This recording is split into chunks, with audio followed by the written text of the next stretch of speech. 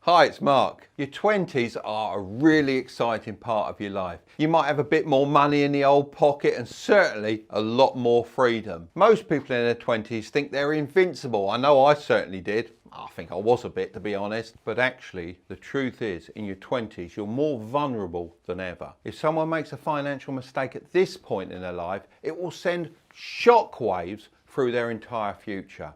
Each of these mistakes is very different, so it's really important that you watch this video until the end. Otherwise, you could fall victim to one of them. So smash that like button. All right, done that? Let's jump straight in. Number one is not taking advantage of your free time. Now, in your early 20s, you are incredibly rich in one way. You've got bundles and bundles of time. You can do so many things to turn your spare time into cash.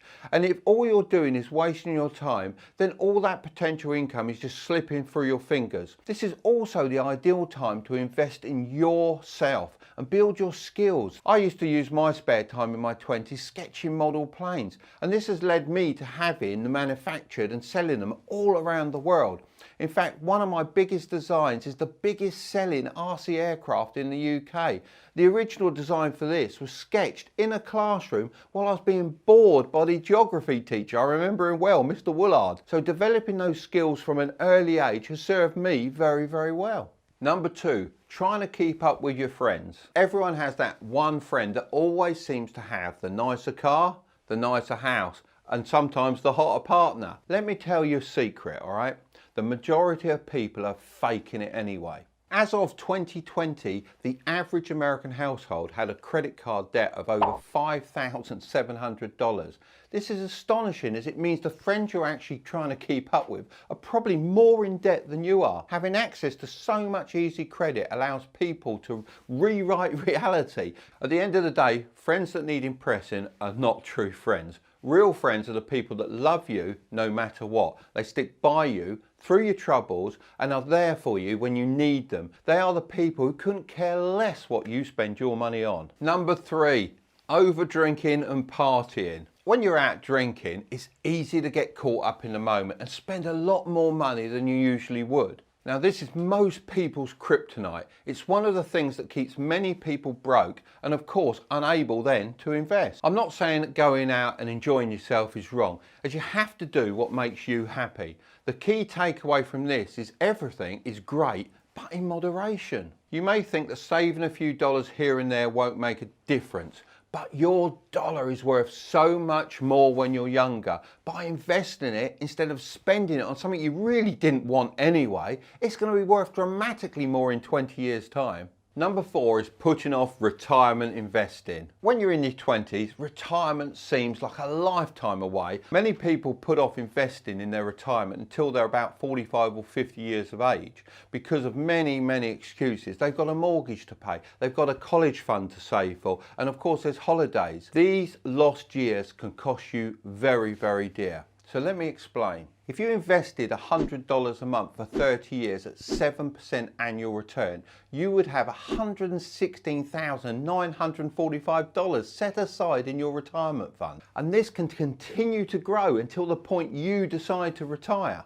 But if you put off investing in your retirement, let's say 10 years, and you start investing the same amount for a 20-year period, wait for it, you're only going to have $50,000 in your retirement fund. Yes, it can grow, but you're starting from such a low base, just $50K. $50,000 is a huge amount of money just to lose. And the reality is that $50,000 would have only cost you $12,000. So lots of free money. I was very lucky. My mentor advised me to save and invest in a pension from the age of 18. I've always been told that you should put at least, not a minimum of at least 10% of everything you earn, and it's given me the ability to use that money in lots of different investment opportunities, such as business, real estate, and also stocks and shares. Even Einstein said, compound interest is the 8th wonder of the world. Number five is not having a backup fund. Now, over 60% of millennials wouldn't be able to cover a $1,000 emergency. That's 60% wouldn't have enough money for a minor emergency. Now, I know I bang on about this, and I do bang on about it a lot of the time, about having a backup fund, but that's because it's super important. I learned it the hard way. When I was 19, I purchased a car that I needed a loan to buy. The engine in it lasted me about a month before it blew up, and it left me with a huge debt after putting a new engine in the car. Because I purchased a car really I couldn't afford, this led me into a cycle of debt that was hard to break free of. I made the decision to get clear of debt, and I worked my arse off for a year with many different side hustles. I never wanted to be into that situation ever again. Number 6 is moving out of home too soon. By slightly abusing your parents' generosity, this is going to be the smartest move that you're ever going to make. It's also the best value accommodation you're ever going to get, and don't take it for granted. Now, when I was in my 20s, my number one goal was to move out of home into my own place. I just wanted to have the freedom without my parents being around. I fell in love with this beautiful apartment. Well, to be honest, it wasn't exactly beautiful, but it was perfect for me. As I walked in, it hit me that this could be mine. I started to imagine my big red couch in the front room, my desk, house parties, and ultimately how impressed my friends were going to be. Before I knew it, my emotions had got the better of me. I'd signed up for a mortgage and I'd moved out. You know what? I wasn't ready. I didn't have enough savings, and my apartment ended up losing a lot of money over the next couple of months. It all worked out in the end, of course, but it certainly wasn't the best move for me at the time. Everyone focuses on the mortgage payments. They are big, of course they're big, but you've got to look at all the other living expenses. Now at 20, just my food bill was huge. I am 6'4", so I did eat a bit. Ground rent, maintenance, car bills, travel expenses, the list goes on and on. So do the math and stay at home for as long as you can and invest your money. Number 7 is going into debt to buy a sweet ride. When you're earning, it is so tempting to upgrade your car and impress all your friends, all your family with your success. We're constantly being bombarded with YouTube videos about 19-year-olds buying Teslas, Audis, Lamborghinis, and trust me, this isn't smart. Nowadays, when you go and buy a new car, they don't ask you what car you're interested in, they ask you how much you can afford to spend per month. They're not interested in the car you want. They're selling finance. They want to sell you as much finance as possible over as long a period as possible to make them the most amount of money as possible. Most cars have a very sharp depreciation curve, meaning they lose their value extremely quickly. And before you know it, your car is worth half what you paid for it, even if you bought it in full. Be honest with yourself, stand back and take a look at the car. Balance the cost. It will actually cost you with the interest from the finance taken into account. Then take a look at what the car is selling for on the forecourt a year old. It's shocking just how much you're going to lose. The only thing you can gain by buying a new car is you can go, look at me with my new car. Look at me with my huge debt, is what you should be saying. The key is to buy a second-hand car, pre-owned car, at the bottom of its depreciation.